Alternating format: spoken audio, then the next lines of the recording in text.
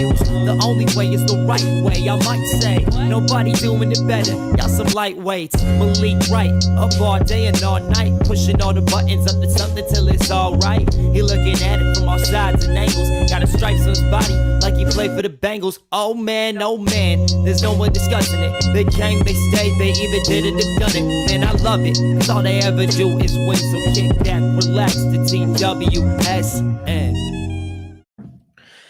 Thank you guys for joining me for another episode of the Sit Down with Malik Wright morning show. I'm your host, Malik Wright, joined by my co-host, as always, Daniel Alameda.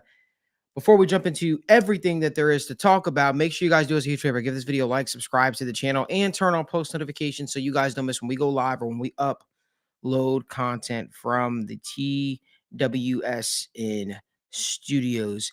Yesterday was a very interesting day in the NFL. Yeah, right? It was a lot of good games too. Even the Sunday night football game was very, very good between the Texans and the Bears. Caleb Williams had some bright spots. He struggled as well in some spots as well. But I tell everybody he's a rookie. Give the guy some time. He'll learn. A lot of throws he misses early on will be throws he'll make in year two. Yeah. It's okay to give him grace. It's okay to allow him to learn. It's okay to let him figure himself out while he's going through the entire process, if you will. Again, if you guys do us a favor, give this video a like, subscribe to the channel, and turn on post notifications so you guys don't miss when we go live or when we upload content. I want to start off with the Baltimore Ravens. Okay, I want to start off with the Baltimore Ravens and their 0-2 start. The game that everybody thought was definitely a shoo-in was, in fact, not a shoo-in. The Baltimore Ravens lose to the Raiders, and Ravens Nation is sent into a panic because they lost their home opener. They lost their home opener to a team that most people thought was they were inferior to, meaning the Raiders thought the Raiders were inferior to them. There's so much to take away from that game. But I do wonder, have the Baltimore Ravens sort of peaked under Harbaugh? Yes. I wonder if the Ravens have peaked under Harbaugh. I wonder if this was the best, meaning the last couple of years were the best what we're going to get out of the Baltimore Ravens, because it seems like it's on a little bit of a downhill trend, right? And I don't know, for me, it feels like Lamar still has the weapons there, right? It feels like Lamar Jackson could very much so still progress even more so as a passer in some areas. But at what point do we say he is what he is at this point in his career? At what point do we just tip the hat and we say Lamar Jackson, phenomenal talent, MVP level talent, probably one of the best runners at the quarterback position with the ball that we've seen? At what point do we just say he is what he is? And us, wishing into this wishing well each and every single year, all right? And saying this could be the year where Lamar Jackson breaks through as a passer and really, passes 4,000 yards, something like that. At what point is that gonna? I think us continue to pray and hope that could be a thing. I think that's wishful thinking at this point, Daniel. Yeah. And I'm really curious to hear what your thoughts are on it. Malik, I think it's time to go for Harbaugh. And there's a lot of different, conversations that we can have with this Ravens team. The simple fact of the matter, this season is not over, so they can still turn it around. But the signs have been there with John Harbaugh. The signs of, being a very good head coach, but being a guy whose clock management isn't the best, who's, being a guy who in the fourth quarter, he currently leads over the past 5 years. The Ravens lead the NFL in blown leads in the fourth quarter when trailing or when leading by 7+ points. And that's something I promise you guys, if you guys think I'm overreacting, go talk to any Ravens fan. Right now, go look at the timeline. Go talk to, go see what they're saying on the podcast. Go see what they're writing articles about. And it's not necessarily that this team isn't talented, because they are, right? Lamar Jackson is a damn talented quarterback. There are questions about him in the playoffs, right? Can Lamar push a team to the Super Bowl? But the question with this Ravens team isn't about pure talent. It isn't about, okay, we need a star wide receiver. We need a star tight end. We need to build the offensive line. You guys have a damn good roster. And right now, to lose that game to the Raiders was abysmal. That was a game where at the end of the game, you had it in your hands against a Gardner Minshew-led offense, an offense that was sputtering. The Raiders were until that fourth quarter. they didn't know what they were doing. They are a team that runs the hell out of the ball, and you were forcing them to pass. You were right where you wanted to be. And that's where the question about John Harbaugh comes in. Right. They added their new offense coordinator, Todd Monken, who I think is doing a phenomenal job. You just went in and added Derrick Henry. You still got weapons like Zay Flowers. Mark Andrews had a better game yesterday. Isaiah Likely still one of the top 15 tight ends, top 10 talent at tight end position. So it concerns me with the Ravens, especially when you are off to an 0-2 start, and then you got to go face the Dallas Cowboys and the Buffalo Bills. That's what concerns me. And it's not like you're in a division where you can just waltz yourself into the playoffs like the NFC South. This is the AFC North. The team of the Pittsburgh Steelers are 0-2 or are 2-0. The Cincinnati Bengals, albeit are 0-2, in my opinion, we'll discuss this in a little bit, are a better football team right now than the Baltimore Ravens, and that's what concerns me with them, right? It's a repeated cycle time and time again where they're great in the regular season. They fall off in the playoffs, and right now, they're not great in the regular season. They're 0-2, and while they've played 2 very close games and can still make the playoffs this year, the question about John Harbaugh, late game management, still concerns me. And like I said, the last 5 years have been a repeated cycle of regular season success and then playoff failure. So if I'm the Ravens, how do you turn this around? You got to win those next 2 games, the Cowboys and the Buffalo Bills. They're not easy games to win. So I'd be a little concerned if I'm a Ravens fan. And the realistic path to changing your team, you're going to roll with Lamar Jackson. I believe you got a new contract. So it's just adding new talent. I really do think there's a conversation. See how the rest of the season plays out. But the late game management and, the inconsistencies of John Harbaugh, not being from a regular season, but there's serious conversation to be had if they don't make the playoffs this year. Daniel, I very rarely push back at you, but I'm going to push back at you. I think that's a horrendous take, man. Really? Yeah, I think that's a bad take. Okay. I think that and that's fine. That's what we do. You guys got to see me and Daniel in our heydays, man. Oh man, I'll tell you, we used to be going at it, yelling at each other on Zoom. One half was in New Jersey, the other half was in California. It was great. It was definitely a sight to behold. But here's one thing I'll say to you: I disagree with that. Okay. Because what coach are you bringing in here that's doing a better job than the job Harbaugh's done? When you look at the amount of injuries Harbaugh has dealt with the Baltimore Ravens the last couple of years, and for him to make a playoff push with guys like Tyler Huntley at quarterback and be competitive while doing so, I don't think that's indicative of who he is as a coach. I think that's indicative of the talent he has around him. I think that's indicative of who the organization has chosen to be their franchise quarterback. I think there's a reason why the Ravens were non-committal to Lamar Jackson long-term as their starter, and I think we're starting to see that play out. They probably felt that they got the best they were going to get out of a Lamar Jackson the last few seasons. There was true concern about Lamar Jackson's ability to stay healthy. Most of the offseason this year, he spent out of practice because he had an unknown sickness. These are all real things. I think Harbaugh is a phenomenal coach, and I think if they made the atrocious decision to move on from that guy, there'd probably be about 10 teams that are lined up ready to hire him as their next head coach. Yeah. I think that he's that good.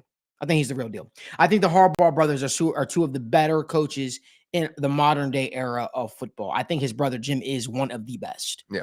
Because he wins everywhere he goes. But we're talking about John here.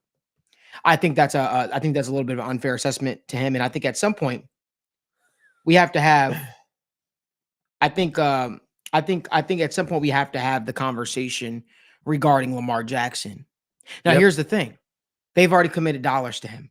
They've already said that Lamar Jackson is our guy.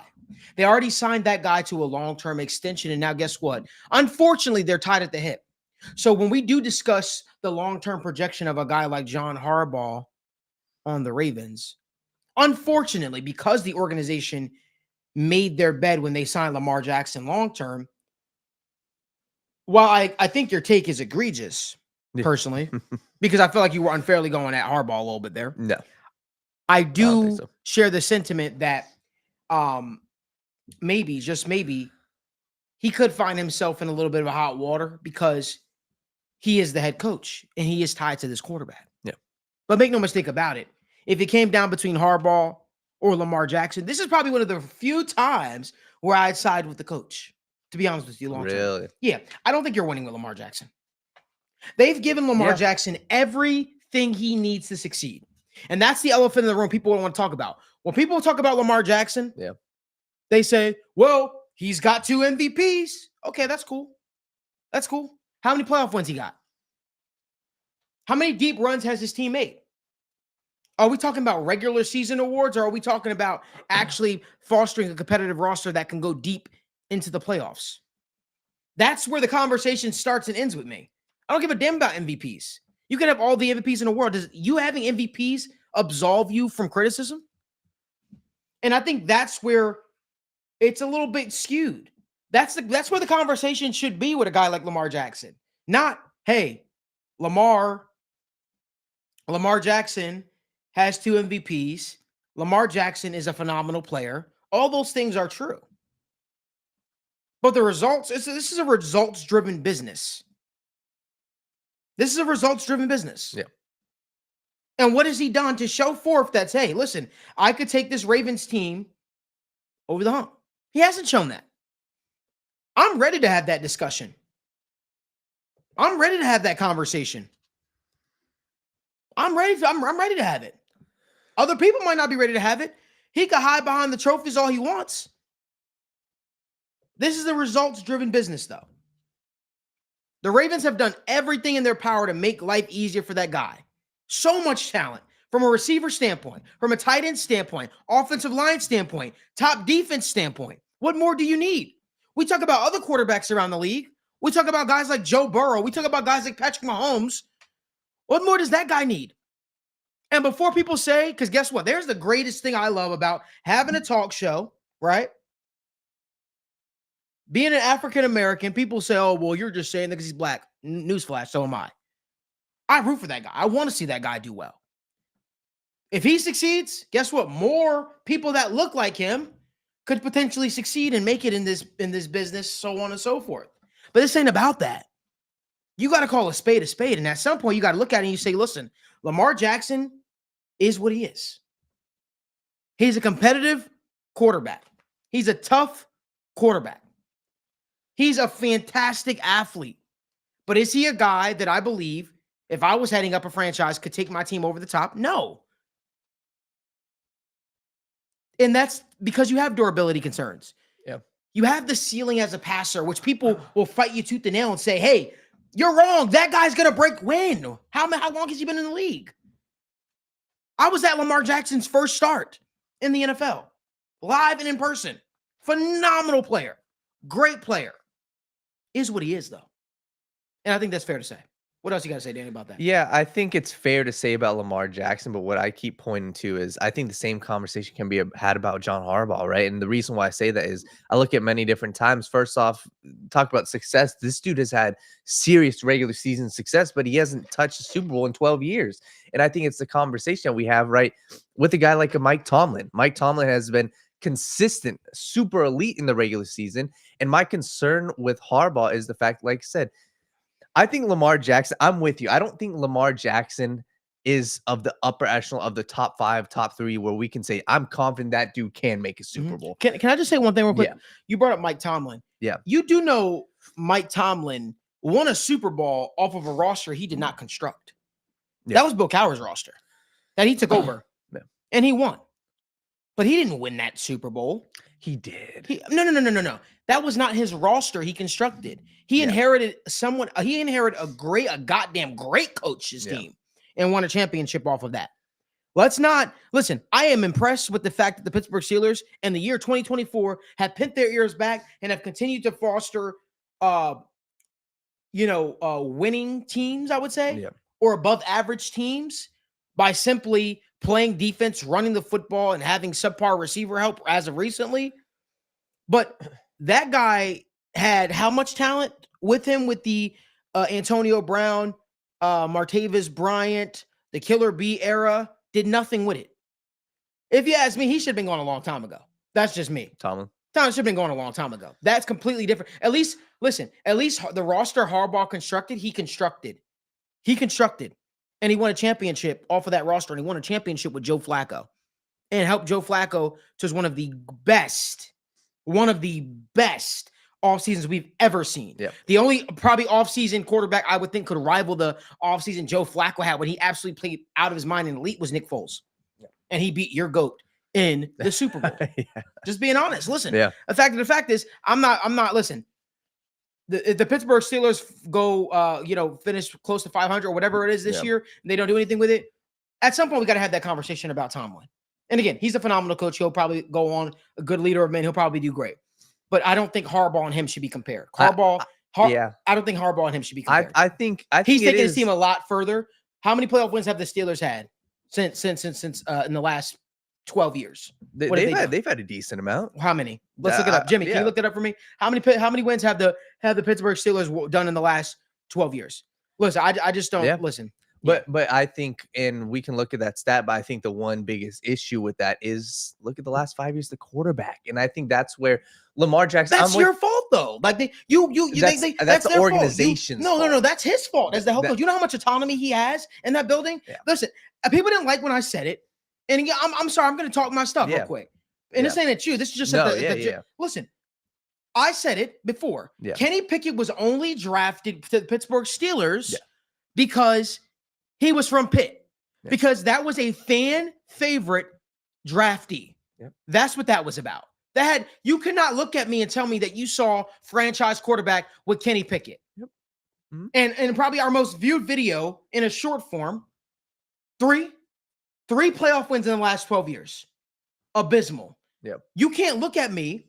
You cannot look at me with a straight face and tell me Kenny Pickett was going to be the Pittsburgh Steelers franchise quarterback. Yep. But because he went to the University of Pitt and he was a super senior, and it took him to being a super senior to even look like he was dominating the competition. And by the way, he didn't even do that. That's the only reason why that guy was drafted to the Pittsburgh Steelers and brought in to be their quote unquote franchise quarterback. There's been so many bad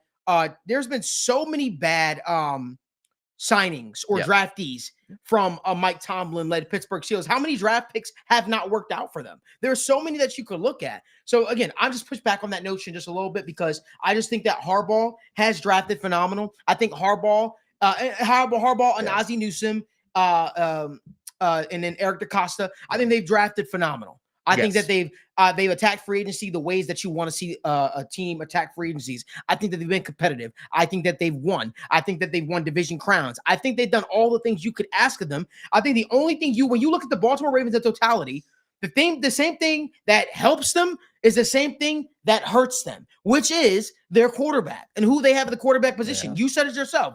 He's been dominant in the regular season. I don't want a quarterback that's just dominant in the regular season. Yeah. I want a quarterback and his talent that translates beyond just the regular season. I want a guy that can show me that he can go into KC, right? Into places like Buffalo and win when the game is on the line, when it matters the most. Not a guy that shows up sometimes. Not a guy that when you're out there, you know what you're getting. Listen, you're getting passes to the tight ends. You're getting slant routes to Zay Flowers. You're getting deep shots. You're getting a guy that can run the football and put up MVP numbers. But when the playoff happened, that offense does not look like the same offense that we saw. You wonder why? Yeah. Because in the playoffs, defense gets tougher. Guess what? Teams have more film out on you. Teams know what you want to do. Guess what? People said last year, they said when the Ravens run their football, when the Ravens run their plays, it was a year or 2 years ago, which is why they moved on offensive coordinator. You sort of know what they're doing. Mm-hmm. It's nothing. There's no hidden aura to the Baltimore Ravens. They are what they are. You know when they want to run. You know when they want to pass. To me, I think their last offensive coordinator was great for them personally because it at least played more to his skill set. Right now, what he has right now is as a guy. And again, I think the offensive coordinator right now is fine in himself. But I think what you have right now, Todd Monken, is you have a guy that is like, hey, you know what? I'm going to try to make Lamar Jackson into something that maybe he's just not accustomed to consistently. Definitely, I feel like in some ways, in some areas, they've taken a step back from last year. But I think if we're going to have this dialogue and have this conversation, I think we need to be honest with ourselves. And I didn't even plan to talk about Pittsburgh today. Yeah. But I did plan to talk about the Baltimore Ravens. And I feel very passionate about it because for a team that gets so much praise for how much we lost a guy like Lamar Jackson's MVP trophies, what do they have to show for it? This is a team that we literally praise, this is a team that we praise, a team that we always say is going to be tough, but yet and so you just lost to the Raiders. Yeah. And by the way, let me just say this. Hats off to Antonio Pierce. Yes. Hats off to Antonio Pierce. What's lost in all this shuffle is Antonio Pierce just won. Antonio Pierce just won a game that everybody, national media included, gave him no chance to win. Mm-hmm. Gave him no chance to win. He went into Baltimore, which is a tough place to play. Trust me, I've been in Baltimore. I've went to that game. It's also intimidating. The sea of purple, it's intimidating. He went in there. They punched the Baltimore Ravens and their two-time MVP Lamar Jackson in their mouth and said, "Do something about it." Yeah. They said, "Do something about it." So again, I think if there is a team that I'm looking at and I'm saying, "Hey, you know what? 0-2, I'm pressing panic a little bit." You lost to the Baltimore Ravens. Raiders. Yeah. You lost to the Raiders. That's an issue. That's a problem. A lot like how the Bengals lost to the Patriots. If they didn't have the performance they had, which I'll get into, against the Chiefs, it'd be time to panic a little more. I would agree. And Malik, that's my issue with this whole discussion is I think that first off, what would be the alternative? That's my conversation, right? Is Lamar Jackson, yes, he does have some issues, but I look at that playoffs last year and what we got a comment that says literally everything went right for them last year. Mm-hmm. Last year was literally their shot, and it should have been. That's why I'm with you. I don't think that this current Ravens team will make a Super Bowl. So my concern last year was they should have ran the ball, and I think a lot of that was on the offense coordinator. And I think both sides share blame. But I look at yesterday's loss as a perfect example. In the fourth quarter, Malik, they were up by 10 against the Raiders, a team that isn't elite passing the ball, and they got mollywopped in the fourth quarter, and that's what concerns me, right? John Harbaugh lost 2 timeouts. He wasted 2 timeouts because I think he was challenging a stupid play. And that's what cost them at the end of the game. So they didn't have an extra 40 seconds. So I think both sides share blame. The reason why I'm sticking to the Harbaugh side over Lamar Jackson is Lamar Jackson is a widely regarded, and we're both on the same page. He is a top 10 quarterback. That doesn't mean he doesn't have issues, but he is a top 10 quarterback. So what would be the alternative for this offense? And you would have to completely remake an offense. And that's where, Malik, they should have, if they were in the same, mindset that we're in, they shouldn't have re-signed him and they should have went a different direction then. And that's where they put themselves in this position where it really is, hey, you got to ride with these guys. And I don't think unless we see a season this year where they just don't make the playoffs, then we'll have some serious conversation. But if they sneak into the playoffs, we're going to see the same story again next year. Lamar Jackson, John Harbaugh, they'll be good in the regular season. But I think this season, honestly, is good for Ravens fans. They need this it's going to be a deciding season. If they don't make the playoffs, there will be a drastic change. And that drastic change, we don't know which one it will be. Well, one thing I will say is the Ravens always find a way to find gems in the draft. And if you give the Ravens the top, whatever pick, 15 pick, top 18 pick, they're going to eat. They're going to eat and they're going to do great in the draft. Listen, I think resets are always good for teams.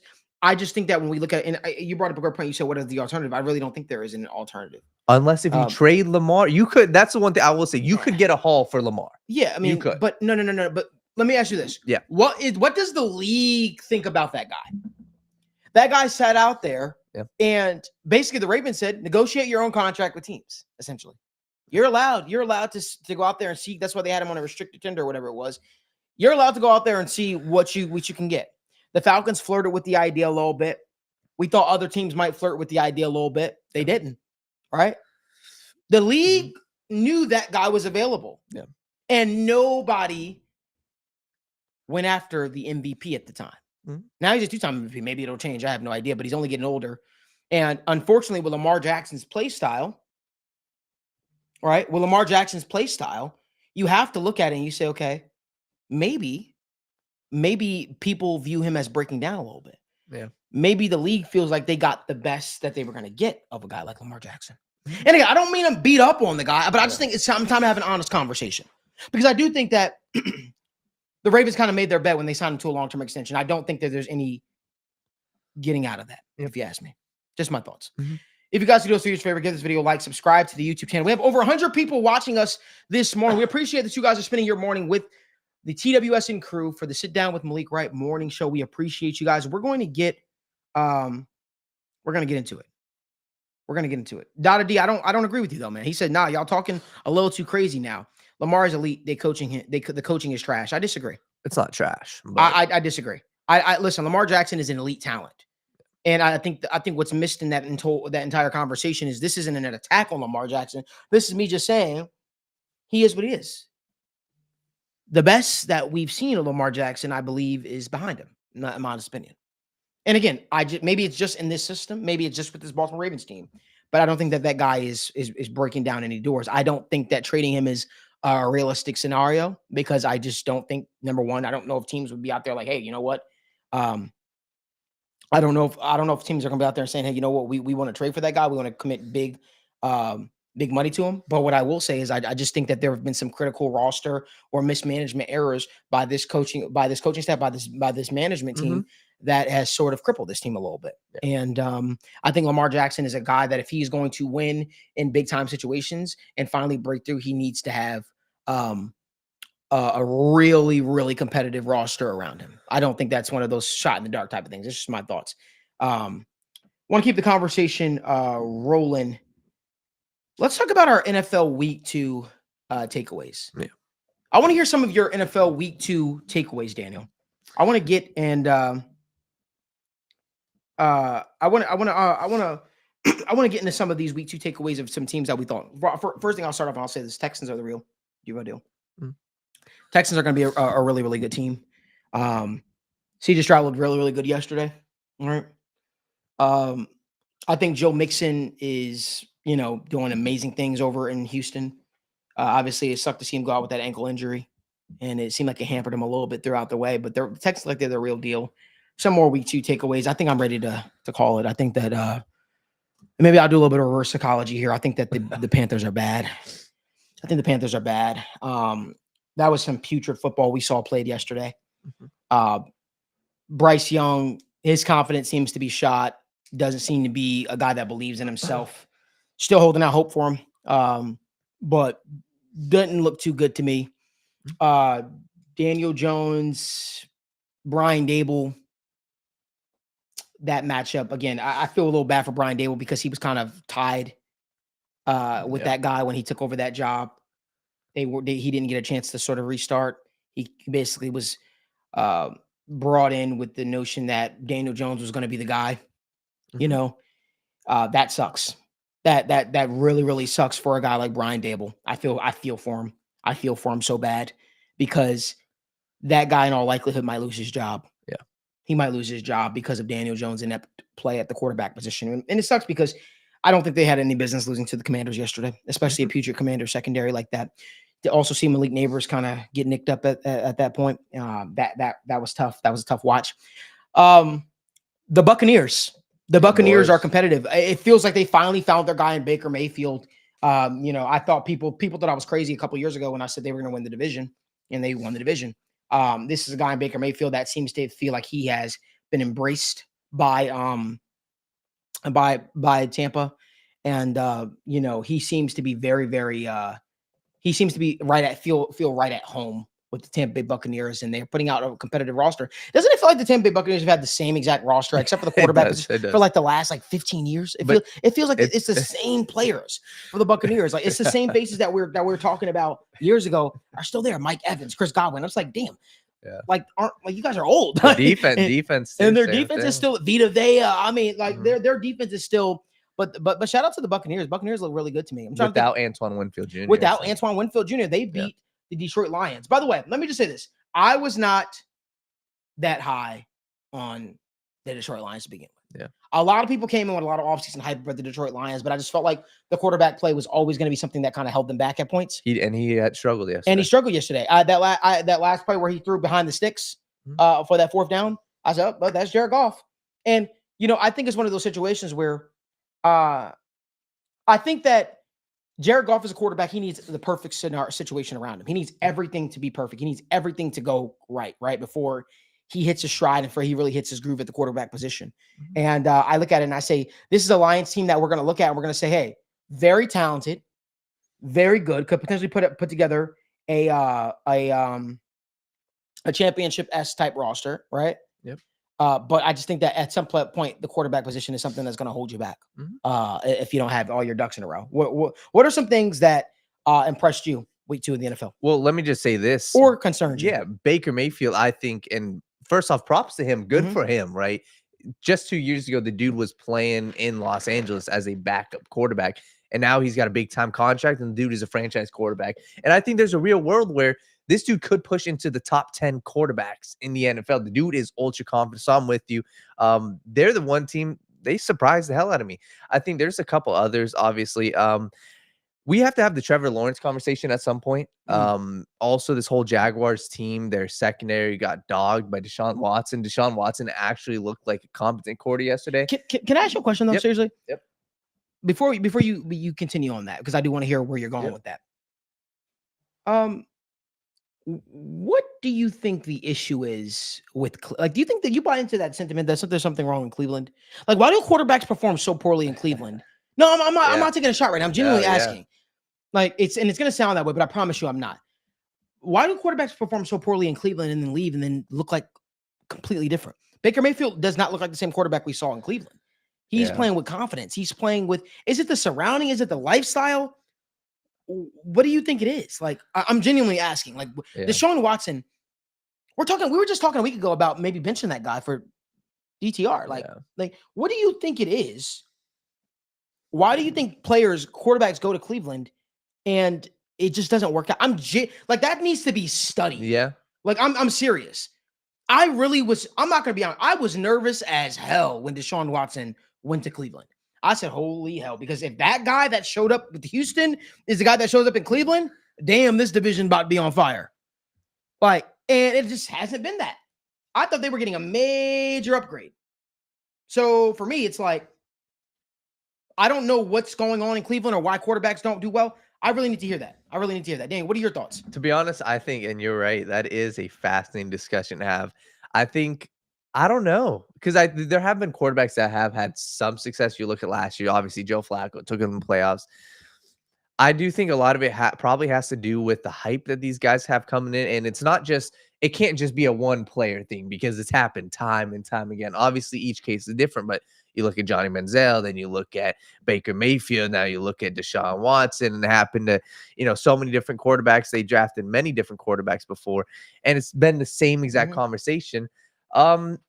I think it has to do with a lot of different things. So I don't know, to be honest. I don't know. It seems like the game managing quarterbacks do a lot better in Cleveland. You look at what Jacoby Brissett did. Jacoby Brissett had multiple games with Cleveland where he looked good and he was running the offense.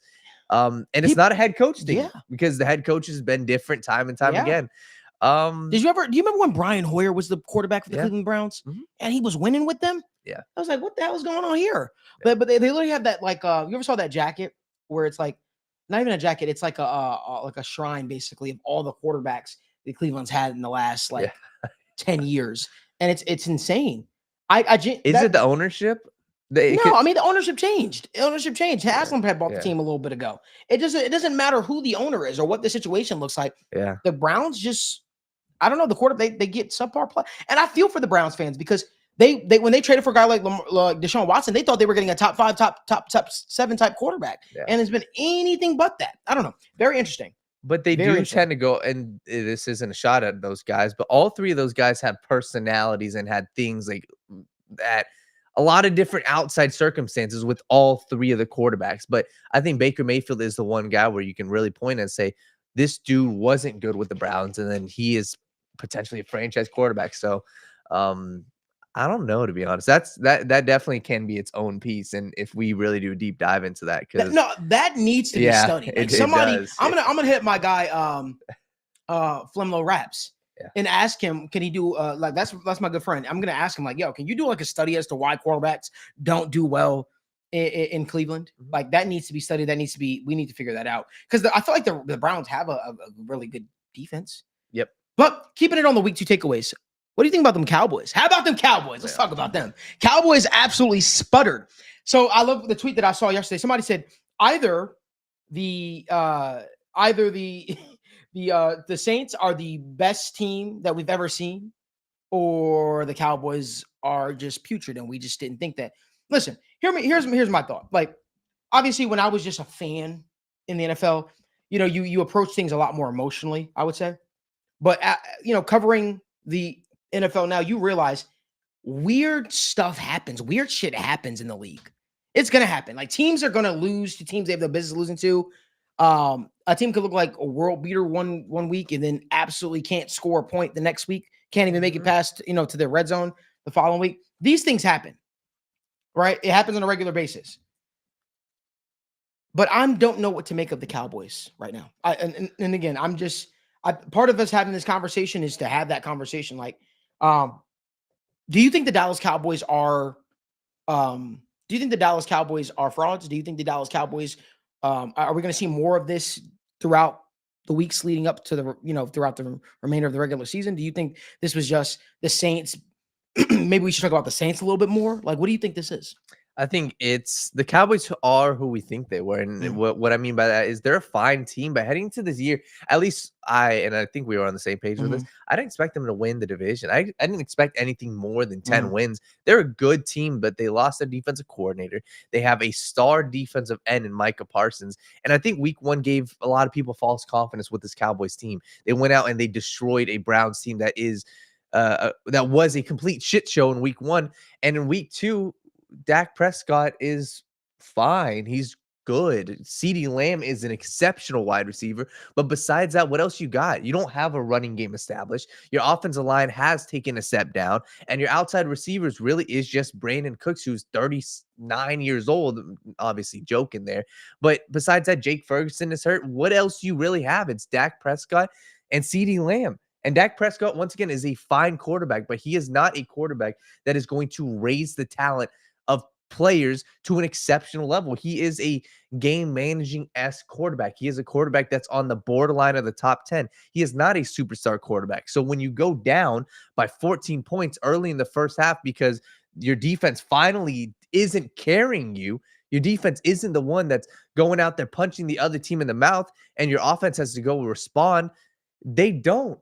And they struggle. Yeah. They still had a chance in the second half, but it also sucks when you give up 33 points in a first half. So I think a lot of people are underestimating the change of a defensive coordinator, and they were hoping that Micah Parsons could take this defense alone to the top. But when you have a team like the Saints, which is a high-flying offense, and an offensive coordinator like Clint Kubiak that can actually scheme shit up respectfully, you're going to be in trouble. And the Cowboys are being shown a team that can't really play from behind. So it goes to show that Dak Prescott getting this big contract, I personally think it was a major mistake for the Cowboys. Yeah, I think so too. And they got so deep into the negotiations and so close to, obviously, it literally got signed on the day of their opener. Yeah. All right. I think it's one of those things where it's like, at that point, I wanted to see it kind of play out. At that point, I want to see if he was going to go out there and earn the contract, but he just got paid, and it is what it is. Those are some of my week 2 takeaways.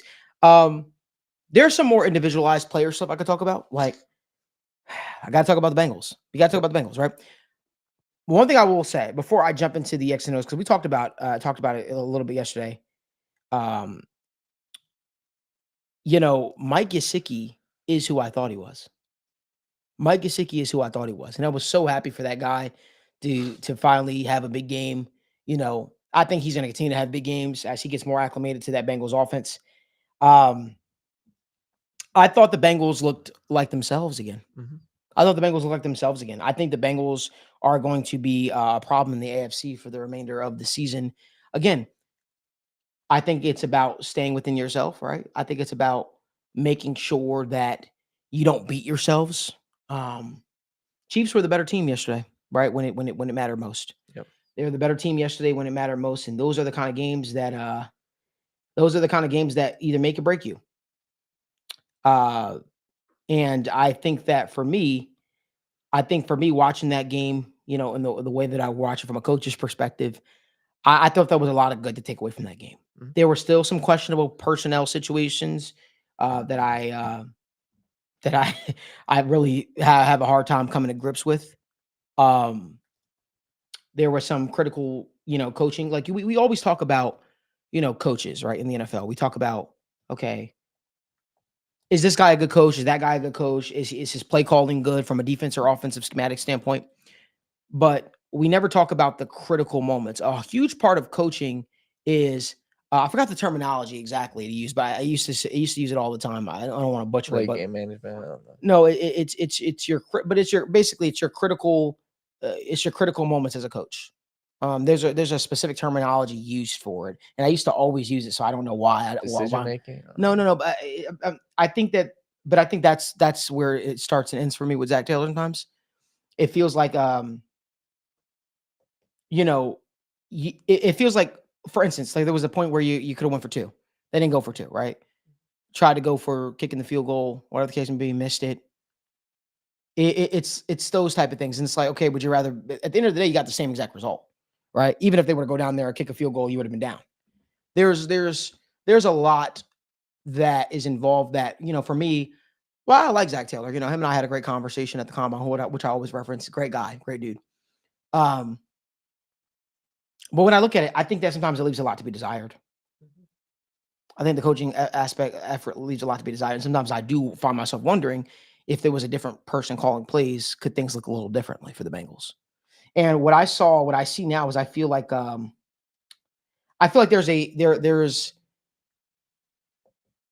I would say there is a big difference. And when you watch some of these other teams who are playing without their starting quarterback or playing without their starting receiver, that, they're still able to find ways to be successful. Right. And I feel like sometimes when I watch the Bengals, sometimes they have a hard time being creative. They have a hard time finding ways to get things going. I look at it and it's like, for me, I could be an armchair GM all I want. Here's what I'll say. Having time to digest everything and all that, I'll say it doesn't take a rocket scientist to say, hey, Trent Irwin should not be out snapping a guy like Jermaine Burton. Yes. I don't care what it looks like. That guy has otherworldly talents. There's no reason why that guy shouldn't be on the football field. Andre Iosivas really, really impressed me yesterday. Really, really impressed me yesterday. There are a lot of good things to take away from. Y'all know me, I'm blunt. I might sit down with players for interviews and all that kind of stuff like that, but I'm blunt. I'll be honest with you. I thought Von Bell looked slow out there. Mm-hmm. Although I felt like the mental processing was still there in terms of, there was like one play in particular where it felt like he was a little bit uncomfortable with what he was seeing from the offense, and he called a timeout himself, which allowed them to check into something bigger. But sometimes when I look at it, I say, I feel like sometimes the Bengals personnel decisions aren't always the most jarring, if you will. They're not the most they're not the things that'll get you the most success. Mm-hmm. When I watch this Bengals offense sometimes, or this Bengals football team in totality. Like for me, I'll never question Lou. I think Lou's a phenomenal defensive backs coach, but I do have to question having Dejon Anthony out there over Jordan Battle. Mm-hmm. I have to question that. I think that's fair to question too. I think it's a fair assessment. Maybe it was just matchup. I mean, Dejon Anthony did a lot of good things yesterday. But for me, I think in that spot, you wouldn't want to have a rookie out there, right? That's just me. I think that there are some clear things that when you're turning on the football, right? There are some clear things when you're turning on the football game and you're watching Cincinnati Bengals and you say, would a better offensive play caller be able to get more out of this team? Like for me, It didn't take a rocket science to say, hey, Tanner Hudson should be playing more snaps than Eric All. Tanner Hudson should be playing more snaps than Mike Gesicki. Those are things that just should not happen. A halfback toss should not be called to Zach Moss in that spot, especially when the Chiefs were loading the box. Right? Yeah. I mean, I just feel like sometimes and I think that's where kind of being a play caller and being the head coach kind of can hurt you a little bit. Because I think that sometimes the Bengals have a tendency to overcomplicate things on the offensive side of the ball. Wouldn't you agree with that? Yeah. I think sometimes they have a hard time making things less complicated on the offensive side of the ball. Like, for me, it's okay to have a play caller that's up in the box that can call plays and see things from a different perspective. Also, I think the emotions are a little bit removed from it. And you're more so thinking with your head. I don't know. Yeah. That's just my thoughts on it. No. There's a lot to take away from that game, and I'm sure we're going to dive a little more deep into that, and I'm fine with that. But I look at it and I say, critical errors, mismanagement of situations, is what cost this team. Yeah, and there's two sides when you look at the offense. There's two thought processes, right? Mhm. One, the Cincinnati Bengals are going to figure it out, so whatever they're doing now is right. Or there's the other side. Go look at what everybody else is doing, and that's what I like doing. Is I looking at these other teams, and it brings up the 2 points. Number one, the personnel usage. Exactly the same thing you just said, Malik. Right? The personnel usage. The Bengals' philosophy is, hey, we're going to do it our way. We're going to slowly integrate these guys. We're going to be very slow to change with the offense. The realistic mind and what everybody else does is say, hey, Mike Gesicki had a great week 1. Let's play him a lot more week 2. Hey, Jermaine Burton had is beating guys in practice. Hey, Jermaine Burton in his first real time coming out and playing had the biggest play of the game for the Bengals on offense, but let's not play this guy. The realistic mind would look at week 3 and say, hey, there is no way Jermaine Burton is not on the field much more than Trent Irwin, if not taking all of his snaps. And that's what the real, forward-thinking, innovative offensive mind would think, right? Because when I look at the offense, we discussed this on State of the Jungle yesterday, this offense is far too talented to not be a top 3, if not the best offense in the NFL. Far too talented. Jamar Chase, Jermaine Burton, I think, is going to be a top 3 rookie wide receiver this season. And then T. Higgins coming back into the fold. And we saw what the tight ends did yesterday. Obviously, Drew Sample is not a star tight end, but look at how good Joe Burrow makes tight ends look as well as Drew Sample. So that's my concern. Also with Jamar Chase, I struggle to see why the Bengals aren't getting him much more involved early on in the game. That's what concerns me, because when I looked at last year, the games where Jamar had 9, 10, 11, 12 targets, you go look at those games tend to look very good for the Cincinnati Bengals, and it's because you find ways to get him the ball. I like when they put him in the backfield, but Malik, they're doing that far too little. Get this dude multiple touches on the first couple drives, and I'm not talking just a hitch route, right? Because that's what it works. Everybody saw it multiple times. Hey, a 5-yard curl turns into 11, 12 yards. If that works, why not get him the ball much more? How come there wasn't a single screen called for Jamar Chase yesterday? What are you guys doing, right? Get the ball in the hands of your playmaker. Yes, Trent McDuffie. I see a lot of Chiefs fans also saying Trent McDuffie strapped Jamar Chase. He played good coverage in the red zone. He had one very good pass deflection. But what the hell are you doing, right? Get Jamar Chase the ball a lot more. So this Bengals team, like we discussed yesterday, is a team where I'm coming out of week 2 super confident in this team. And this could have gone many different ways, but I'm confident I can at least look at this team and say there is resemblance of a potential Super Bowl winning team on this roster right now. After week 1, there was many concerns, and I wasn't as confident. But right now, with the way they performed yesterday, albeit it in a loss, they're a team I can truly look at and say, they have the makings of potentially making a Super Bowl. And one last thing, I think it's time for people to put respect on Trey Hendrickson's name. Bengals fans do, but if we're discussing this dude could be borderline top 5 edge rushers in the NFL, and I don't feel like people talk about him enough, right? You look at the rest of this defense line, has injuries, isn't, providing that extra kick in the pass rush. This dude is winning on arguably every single pass rush snap that this dude has. And yes, you got Max Crosby, TJ Watt, Aiden Hutchinson, Myles Garrett. I think he's right up there, right behind those guys. And this dude needs to be talked about like those guys. And I think the Bengals, when time, comes having a conversation about a contract, this dude needs to be seriously considered, because from a pure football standpoint, he's one of the best edge rushers I've ever watched. And not from, flashy spin moves every single play, but from a strict, this dude just wins. He makes offensive tackles look silly. He makes offensive tackles hold. So I look at Trey Hendrickson, and after this game, that was one of my takeaways. This dude is a superstar at the NFL level. Yeah, I mean, listen, I think that no other team, I won't say no other team. That's probably a little bit dramatic, but I feel like the Bengals have a very, very hard time of scheming their guys open. Yep. And scheming Jamar Chase open. There's no reason why that guy shouldn't get a target until the end of the second quarter. There's no reason why that guy should only be looked to only a few times. He was very not involved with the game plan. I know it's easy to say, hey,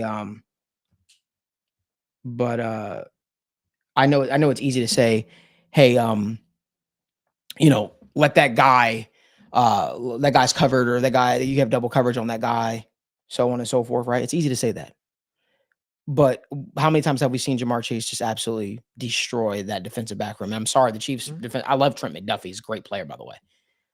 But he's not holding a candle to Jamar Chase respectfully. And that's why they had to have safety help and cloud coverage over him most of the game, but still give that guy an opportunity. You give your guys the opportunity, the chance to win. You just have to in the league. It's the reason why you pay these guys, the reason why you talk about those guys.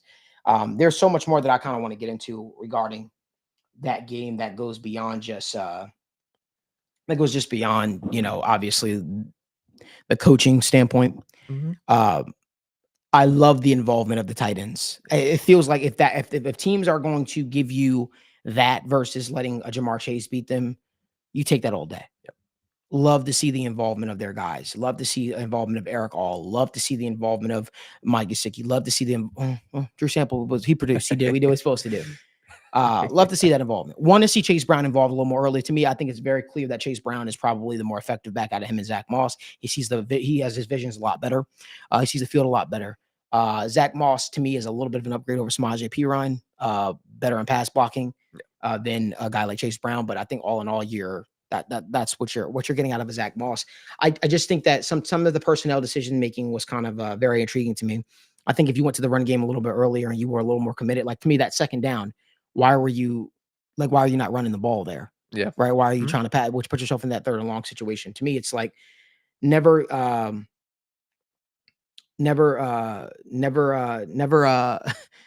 stop getting in your own way, essentially. And I'm gonna get some of these questions too. Tristan McQuinn, who big Chiefs fan, says, tripping, of course, we will have safety help. But remember, Malik, Trent McDuffie locked up Jamar in the end zone, hit the ball out of Jamar. Jamar was mad. Listen, that's football. Yep. You're gonna lose on reps. It happens.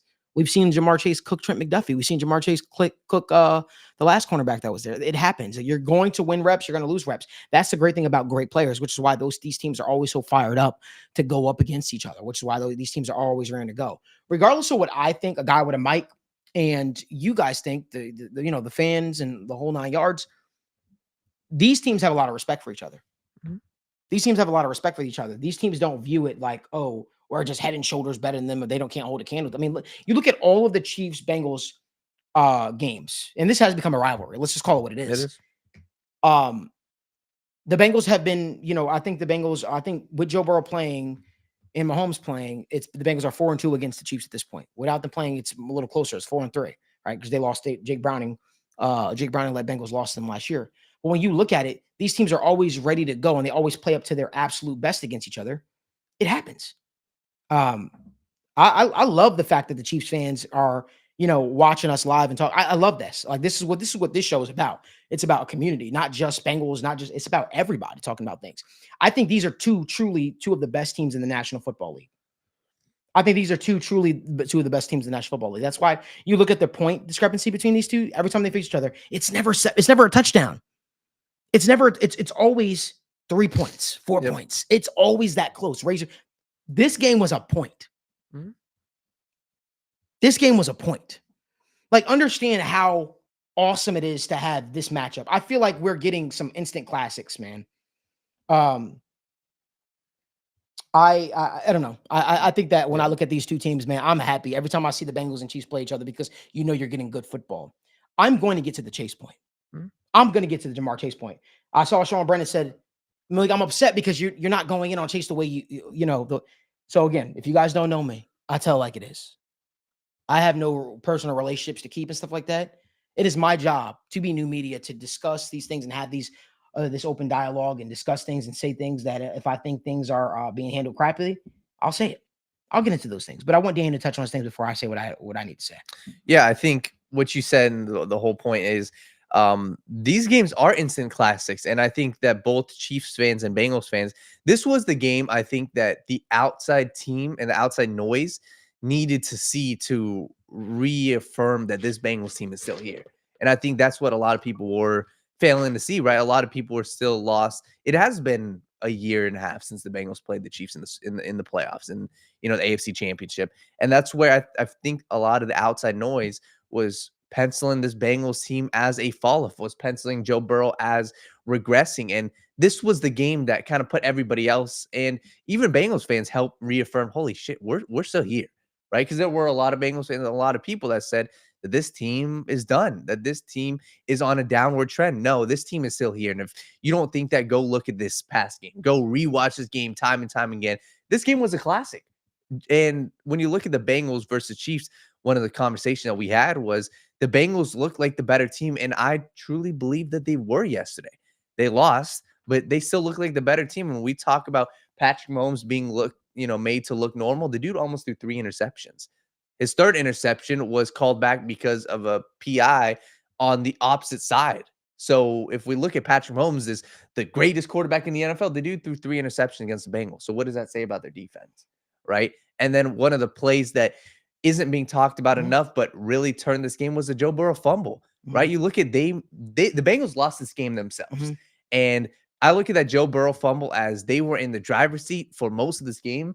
And that was one of the plays where, man, you just inflicted on yourself. And that was the play where I was like, damn, like that was a huge turning point. And still, even with that, they were in a 4th and 15 to win the game.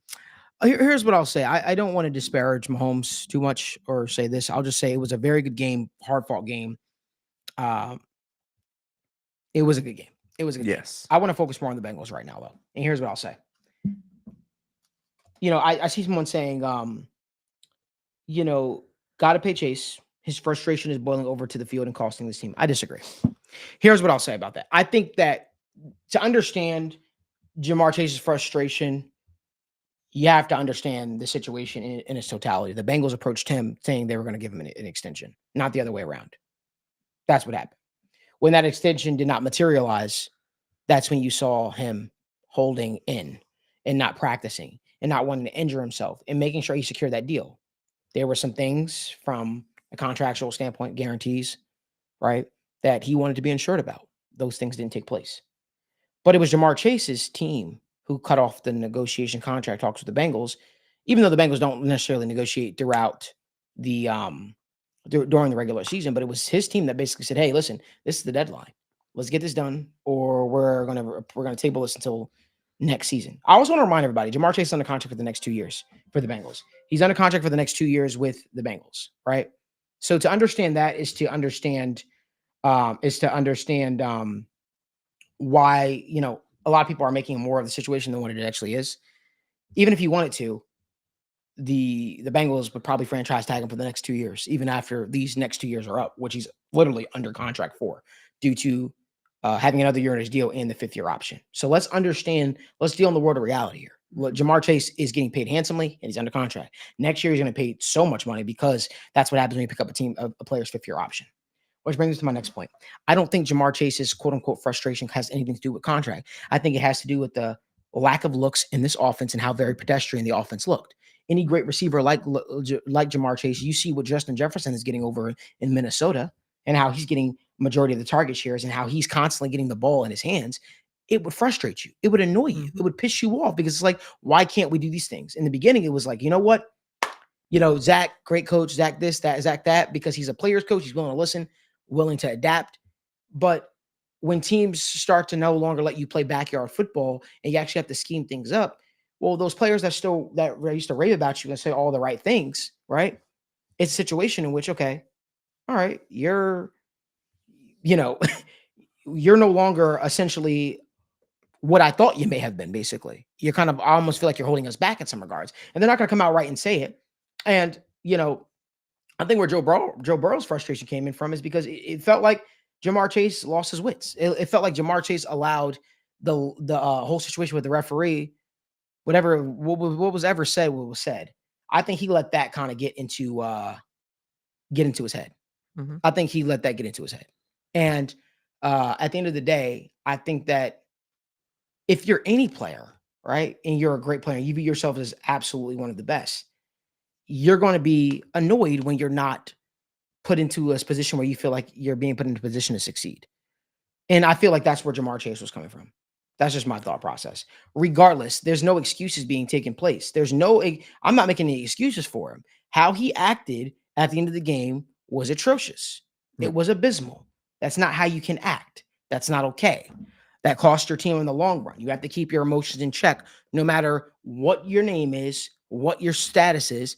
You have to make sure you keep your wits about you, because guess what? It ended up hurting this team in the long run. regardless. You have to be able to keep your emotions in check. Him not being able to keep his emotions in check hurt his team, right? It's like Vontaze Burfict years ago in that playoff game, not being able to keep his emotions in check hurt his team. Like we're trying to make a story about something that I don't believe actually it is personally. Mm-hmm. I don't believe it's that. Yeah, and I think there's two things that I can take away. One, go look at what Joe Burrow's reaction was to the whole Jamar Chase thing, and I think that should kind of tell you, where the thought process. Yes, in that moment, you got to win the game, and that's why you go look at Joe Burrow, Joe Cool, the guy who doesn't show any emotion, and his reaction to Jamar Chase was out there. It was, hey, like very animated. And you go look at what he said in the postseason too. Joe Burrow was frustrated after this loss because the Bengals knew it, and that's exactly what we're talking about right now, is the Bengals had this game in the palm of their hand.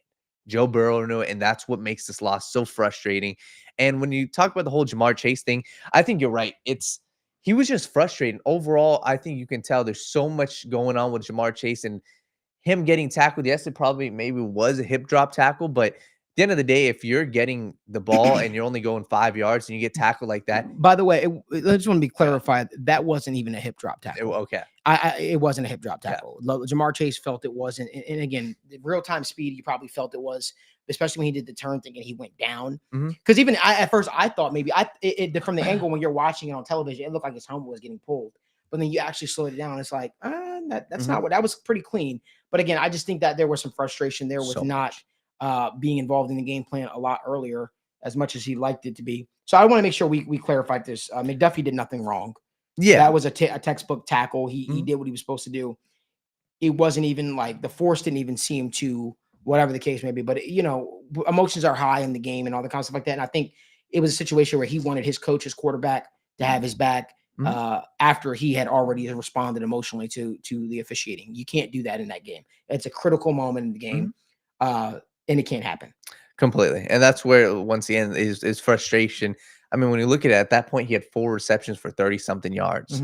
And you get a reception for 4 yards, you're frustrated. So the Bengals beat themselves. And I think when the whole Jamar Chase thing, that just can't happen, especially in a game where Sam Hubbard, a lot of these players discussed it. This was a playoff game, and it felt like one. It felt like one for sure.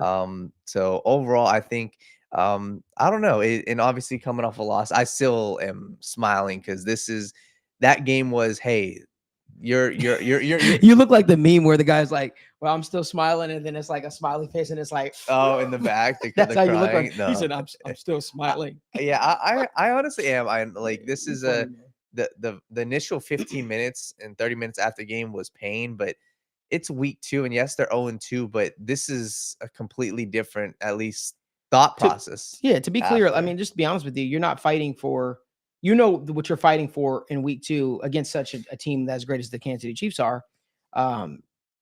You're fighting for something bigger, right? And you feel like every loss is magnified. Every loss has its importance.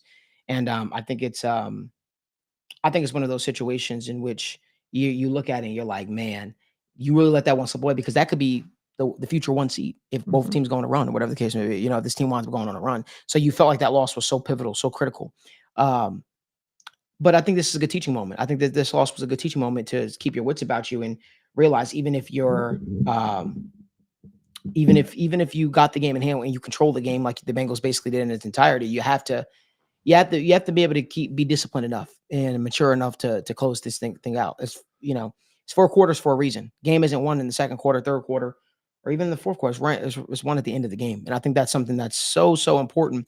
But anyone taking away that, I see some troll comments earlier in the comment section. Someone say, "Oh, Bengals suck." If you walked away from that game feeling that way, then I don't know what to say. But I think that the Bengals did a lot of good things. I think that they kept a lot of the Chiefs playmakers in check. And you're 100% right, Pepe. He says nobody remembers almost victories. Come on, 100%. But if you're looking for me to go out here and say, "Oh, the Bengals are terrible," you're not going to get me to say that, man. I think when you turn that game on, you watch, and there is a reason why you're in this live at this time of day, because what the entire NFL world knows. That this Bengals team is probably, in all likelihood, if they continue to play how they played on Sunday, that the Chiefs and the Bengals are destined to meet each other again. And it's always going to be one hell of a matchup, man. And that's completely fine that you have a different opinion or a different stance. But I feel like the Bengals will literally be better for this than they would have been for a victory personally. And Malik, real quick, nobody remembers week 2 games. Yeah. Respectfully, I think that's what it comes down to. It matters what do you do in the playoffs and what are you building inside your organization. Nobody cares if the Bengals go or whatever happens week 1, the wild card, conference championship. Nobody's gonna be looking back at week 2 and saying, "Holy crap! Well, we won there." Nobody cares about week 2 victories. Like it helps you get into the playoffs, but once you get in the dance, that's what matters. And you're trying to build what's inside your locker room. So yeah, I love the question that we got here too. It's such a very thoughtful question too from Jacqueline Hyde. He says, I know it's better to take it week by week, but would you all mind giving us a big picture look at the season's end game possibilities given the records of the division? What is he saying exactly? I'm not exactly. I think he's asking overall what's like predictions for the end of the season. I think record wise where the Bengals end up, whether it's wild card or whether they end up in the playoff seeding, if I had to guess. I'll say this. I don't know about necessarily seeding because obviously the league plays out the way the league plays out. But I'll tell you right now, the Bengals are being gifted. Okay, the Bengals are being gifted right now a bounce back type of deal. Perks of having a last place schedule, right? You have the Commanders and you have the Panthers. Let me just be very, very clear about this before I dive deep into all the other stuff we have to talk about.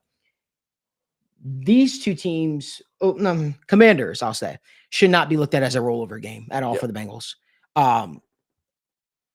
You let Jacoby Brissett burn you, right? You let Jacoby Brissett burn you in the run game. Do not let Jaden Daniels do the same thing because he will try to do that. That's what their game plan is going to be. And then when you feel like you have that under wraps, they'll lull you to sleep and they'll start passing to guys like Terry McLaurin, right?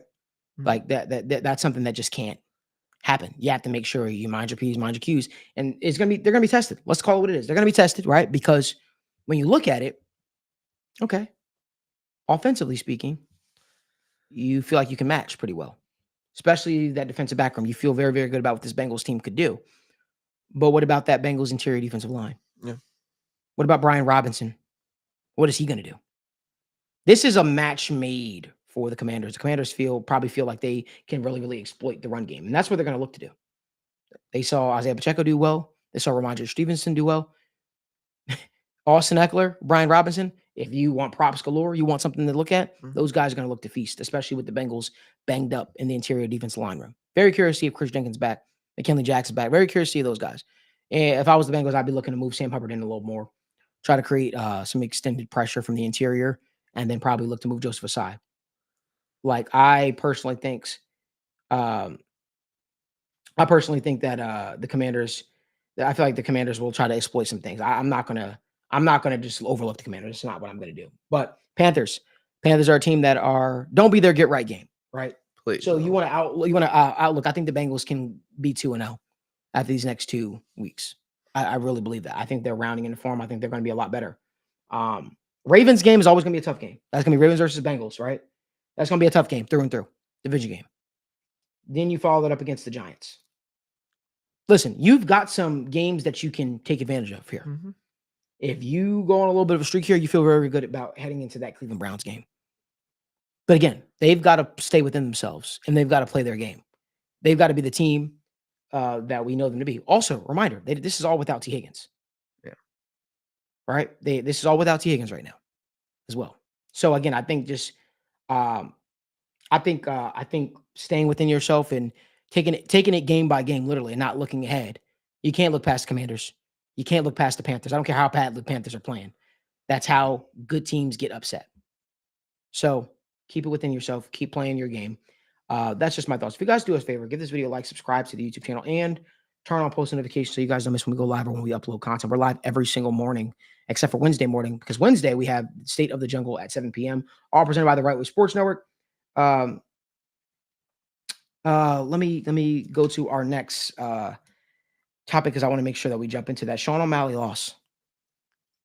Sean O'Malley lost, and he lost in a dominating type fashion to Merab Davishvili. And so the question becomes now, what's next for Sean O'Malley? What's next? And to be honest with you guys, I don't have that answer. I think what could be next for Sean O'Malley is move up to featherweight. I don't think that there's life for him at the bantamweight division right now.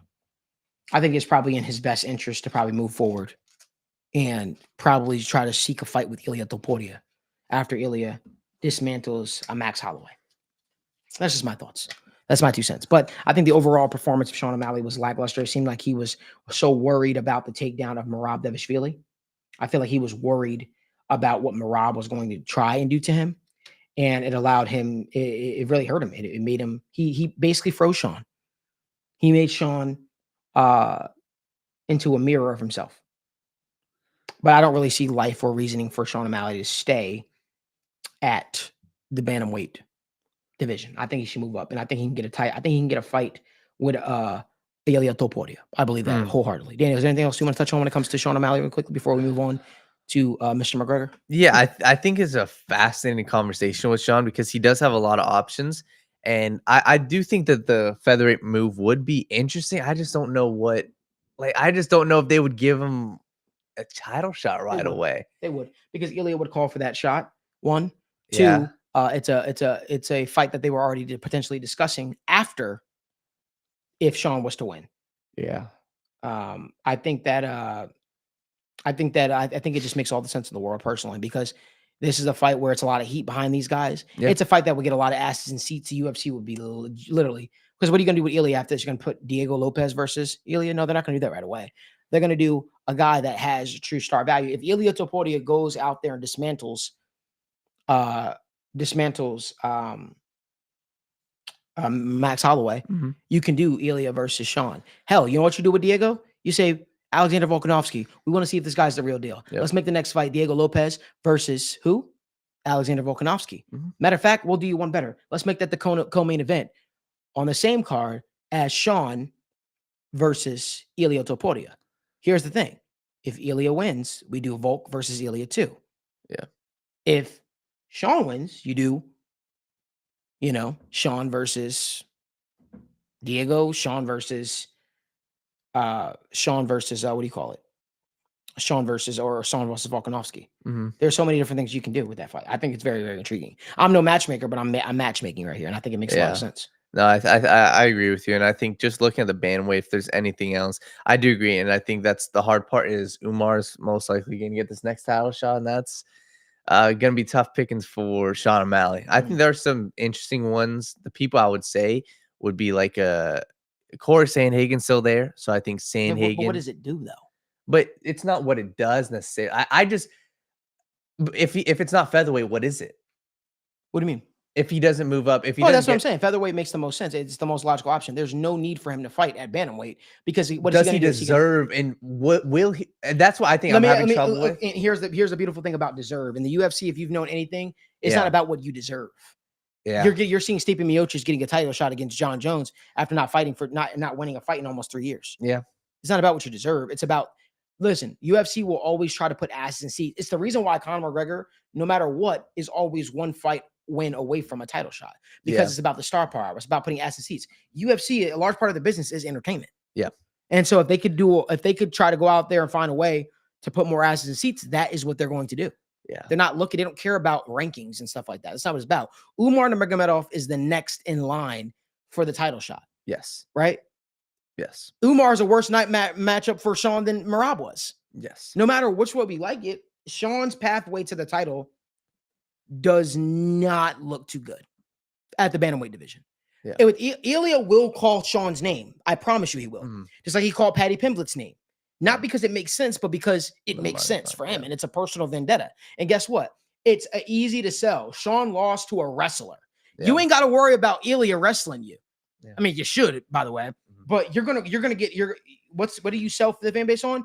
These are two dynamic strikers. Yeah. You got a guy in Ilia Topuria who could put your lights out. You got a Sean who could jab your face off for 5 rounds. Let's make this damn fight happen. Listen, you think you're the best boxer in the UFC? I think I'm the best striker in the UFC. You just beat the best boxer in the UFC, quote unquote, Max Holloway, which I'm predicting him to do. Sean O'Malley versus Ilia Topuria puts asses in seats, and I guarantee you Sean O'Malley is going to be at that fight. I guarantee it. Yeah. He'll be at that fight. I agree. And I think if Ilia wins, he calls for that. Hell, I think if Max wins, He still calls for that, but I don't think he gets the title shot Yeah. if Max is the champ. I think he gets the title shot because Elia's ego will be looking to put Sean O'Malley out cold. Yeah. That's what I think happens. That's just my 2 cents. But in a different story, Conor McGregor is back in the news. Conor McGregor made some comments. Conor McGregor made some comments recently, and he talked about how he feels like the UFC is holding him back. Marissa, roll the clip. On my UFC contract, my opponent that I was scheduled to fight has rescheduled another bout. I would love maybe an exemption or maybe a joint partnership, bare knuckle UFC, similar to McGregor Sports and Entertainment and Mayweather Promotions. Some sort of agreement where we can get busy. I need to be busy, and right now I'm working to get there. So let's see what happens. So Conor McGregor feels like the UFC is holding him back from fighting, from being active. And, it's easy to say, oh, Conor's unreliable. Conor's a cokehead. Conor's this, Conor's that. And those are all the comments you're going to hear. But when you actually dive deep into the reasoning as to why Conor might be cooking, it makes sense. UFC's coming up on a negotiation for their, negotiation for their rights to show their pay-per-views and stuff like that. And having the name Conor McGregor, who still, regardless of what people think, it still puts Aston Seat to still the biggest name in mixed martial arts world. That's a guy that's still vying to fight. That's a guy that the UFC sort of needs to help with negotiations. Because if you have Conor McGregor under fight contract for the next 2 years, it helps you. It helps you. I mean, not 2 years, for the next 2 fights. It helps you with negotiations to get bigger deals. 100% helps you. And I think that's the way Conor McGregor sees it. I think that's the way he's approaching it. So he's saying, hey, you know what? I've went out and I've become an owner, part owner of bare knuckle boxing. Hey, UFC, you want me to still fight under your promotion? Let's do something in tandem, like almost like Eagle FC did.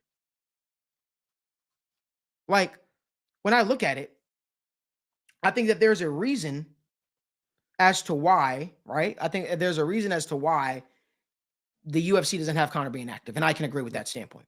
To be honest with you, I'm sort of happy personally that we're not doing the Michael Chandler versus Conor fight. Yeah. It felt like Conor, listen, feel how you want. I think Conor would have put Michael Chandler's lights out. I think that's a bad matchup for Chandler all day. He always is something that leaves his chin up in the air. It was literally a gimme fight for Conor. But there's always some bigger fights that I think the UFC could do for Conor McGregor. There's always the Nate Diaz trilogy. There's always the Dustin Poirier rematch. There's always Conor versus Justin Gaethje, the fight that everybody wanted to see at one point or time. There are some fights you could do for Conor that make sense. Now, the question is, does Conor want to fight at welterweight or lightweight? To me, I think welterweight makes the most sense at this point in time of his career. But I think that, make a BMF belt at welterweight. Do something fun like that. Make Conor versus Max Holloway again. Like, there's so many interesting fights you could do, but 100% I agree with Conor that I feel like he is being held back a little bit. But the strategic processing of it has to do with business. Yeah. Has to do with business. But Conor's 36, guys. He's getting older. All this time away, flirting with boxing, doing this, doing that, being out on yachts, getting in trouble with the law, kind of caught up to Conor a little bit at this point. Chandler looks at Conor as unreliable, but I don't think that this. I really, in my core, don't believe this is a Conor thing. I think that the injury thing was a Conor thing in the beginning, but I also think that it wasn't as serious as maybe they had let on. I never felt like the UFC was enthralled with making Conor versus Michael Chandler. Personally, though, I never felt that way. I always thought that it was like almost like a consolation prize. They're like, oh, I guess we'll do that. But maybe it makes sense for Conor to fight somebody with a bigger name. Maybe it makes sense for Conor to fight somebody who actually has more than just 2 wins in their UFC career. That isn't against Tony Ferguson or Dan Hooker. What are your thoughts, Daniel? Yeah, I think my concern with this is where does he, like, what the matchup is and how does he look? That's what was so intriguing to me about this Chandler matchup is I can almost kind of pencil him in to knock out Michael Chandler. With these other guys, a Dustin Poirier, a Justin Gaethje, I don't know how I feel. If I were to look at a Justin Gaethje, or let's say call it Dustin Poirier versus Conor McGregor next fight, Dustin should be a minus 200 favorite at least. And that's what I'm looking at Conor McGregor. What's his pathway in the UFC, right? He's got 2 fights left on his contract. Most likely, is it a title shot? No. But Is it a fun fight against Nate Diaz and then a Justin Gaethje and then right off into the sunset? Maybe. So that's where I'm kind of looking at with Conor McGregor. With the Chandler thing, I was looking at there is a realistic path to the title. And I truly felt that with Leon Edwards still there, even now with Bilal Muhammad still there. If Conor McGregor showed that he is still the same dude that he was before, if he went out and he starched Michael Chandler, if he goes out and he starches Dustin Poirier, if he goes out, whoever his next opponent is, if Conor McGregor goes out and knocks them out in dominating fashion, I would not be shocked if he got a title shot off of that. Yeah. And that's what it comes down to. And Conor needs to, I hope they do it this fast because that's what I want to see. I'm curious to see how he looks. And if he looks as dominating and if he goes out and knocks out his next opponent, there is a real shot he gets the next title shot. Yeah. So It's all matchup dependent. It's all matchup dependent as how Conor will look. And no doubt there'll be some rust, but I think that if you strategically match him up well, you can get some positive results like they did with the Cowboy Cerrone fight. I think that always makes sense. I want to ask you guys do us a huge favor. We have over 100 people still watching. We appreciate you. Give this video a like, subscribe to the channel, and turn on post notifications so you guys don't miss when we go live. We'll be back live again tomorrow morning at 10 a.m. as we'll be talking to you all through Monday Night Football and week 2 of the NFL, while also getting you geared up for week 3 of the NFL week. The NFL weeks are kind of going by a little bit fast, man. Going by a little fast, man. Want to end it with the right bet. I want to get some bets going, Daniel. This is where you take it away. I know you got some bets all queued up for the people tonight to make some money. So listen, if you're a sports bettor out there, if you look up right beside me, we have the Patreon link. That is where you'll get all of our team's picks, analysis on week 2 of the NFL and week 3 and the future weeks as well. We like to make people money. That's what we're in the business of doing. So if you want to subscribe to the TWSN Patreon, make yourself some money. And Daniel, with that being said, let's get the people ready for Monday Night Football tonight. I'd say get a pen out or at least get your screen recorder out so that way you guys can keep up with all the picks that he has for you tonight for tonight's game. I'm excited for tonight's game. I think there's a lot of good matchups. Once again, if you guys want our full picks, this is past weekend we did very good in the NFL. So make sure you guys go check that out. We'll have our entire NFL and college football bets the rest of the season. Eagles versus Falcons, very fun game. First off, Eagles are going to win this game. Eagles are at home. They're coming off, long rest after going and facing the Packers in Brazil. I'm confident the Eagles win in this game. So if there's first off the thing that I want to take, you can put the Eagles in your parlay, minus 225, minus 250. They're going to win this game. Falcons did not give me anything to be confident about last game. And yes, I think we do see much improved Falcons offense from week 1. There's a lot of changes that need to be made. And when you look at week 1, it was a lot of Kirk Cousins not looking back from his injury, right? Him looking like a statue in the pocket, their offense not matching what he wants to do, right? Normally he's, out of, behind the center. He was in pistol formation a lot, in the shotgun. And I don't know if they're going to make a change to the offense this quick. They should. But my concern from last week against the Pittsburgh Steelers' dominant defense was the Falcons' offense didn't look great. So all in all, I think the Eagles are going to win this game. First bet is Eagles money line to win this game straight up. There's some props I really like, and I'm going to look at the Eagles side, guys. There's a guy, A.J. Brown. He is not playing. He was ruled out, I believe, with a hamstring injury. And I look at this guy, and I'm very confused why his line's only at 5.5. But Devontae Smith, he's the wide receiver 1 for this game. And you go look at what this offense has changed when they change offense coordinators, right? Last year, they had an offense coordinator, fired him, and they got Kellen Moore. Kellen Moore, we talked about this all offseason long. He is a guy where he loves using motion. He loves the slot wide receivers. Go look back at a time with CeeDee Lamb. CeeDee Lamb was known to be an outside wide receiver. Use him in the slot a lot. Go look at Keenan Allen with the Los Angeles Chargers last year. Keenan Allen had monster games with the Chargers. And I look at Devontae Smith. Go look at his week 1 performance. Had over 100 yards. And Devontae Smith is a guy without A.J. Brown. He is going to be peppered with targets. Over 5.5 receptions for Devontae Smith, in my opinion, is an absolute steal. You look at the Falcons defense. They have a great outside corner, A.J. Terrell. They have good over-the-top safeties. But I think Jalen Hurts is going to look very quick. I think they'll get Devontae Smith going very quickly, get them in the screen game, quick slant game, and 5.5 receptions is far too low for Devontae Smith. Give me his over 5.5. And if I'm going to look at the Falcons side for a couple things, I think the guy that you have to target is going to be Bijan Robinson. Bijan Robinson last game showed 26 touches, I believe, in the game against the Steelers. Didn't look, exceptional, but he's going to get the touches. Tyler Algier is the backup running back. He only saw about 15 to 20% of the snaps.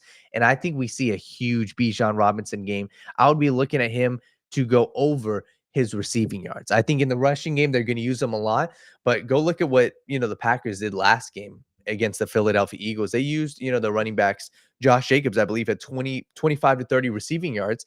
And Josh Jacobs is not on the same level of a Bijan Robinson when it comes to a receiving running back. So I would be looking at Bijan Robinson over 30 receiving yards as well as his over in receptions. But like I said, Eagles are going to win this game. Super confident in that.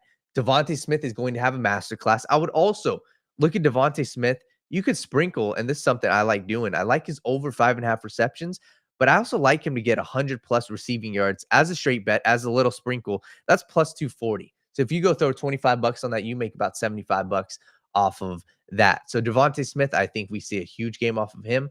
And one last one, I think Jalen Hurts could have a huge game rushing. You go look at what Justin Fields did last game, and it kind of is the Falcons scheme, right? They got two very good edge rushers on the outside. You got, Matt Judon, and then even on the inside, they got Grady Jarrett. But Justin Fields, I believe, had 13 rushing attempts last game against the Atlanta Falcons. And without A.J. Brown, I think we're going to see a lot of scrambles from Jalen Hurts. So give me Jalen Hurts, if you guys can find this, is over rushing attempts. And the reason why I also like this is they do something called the tush push. And let's say if the Eagles were to win the game, that's potentially 2 kneels, which is, counts as a rushing attempt. So Jalen Hurts, give me his over rushing attempts. You can find that on DraftKings, but give me his over rushing attempts. And that's really what I like. I like Bijan over receiving yards, Devontae Smith over receptions, and Jalen Hurts over rush attempts. Listen, Daniel is the betting man here at TWSN. He is the guy. And if you know, like I know, I pay attention to what he says. I appreciate that. Listen, we've been live for an hour and 30 minutes. We want to thank you guys so much for spending your morning with us. We'll be back tomorrow morning at 10 a.m. I was breaking down everything. There's so much more to get into. There's so much more to digest. So much stuff that I need to talk about. But I appreciate you guys make TWSN, the Sit Down Malik Wright Morning Show, a part of your mornings. Remember, there's only one way you should be waking up, talking sports, engaging sports, having intellectual conversations versus the talking heads arguing at a panel desk on TV. And that is the right way. Thank you.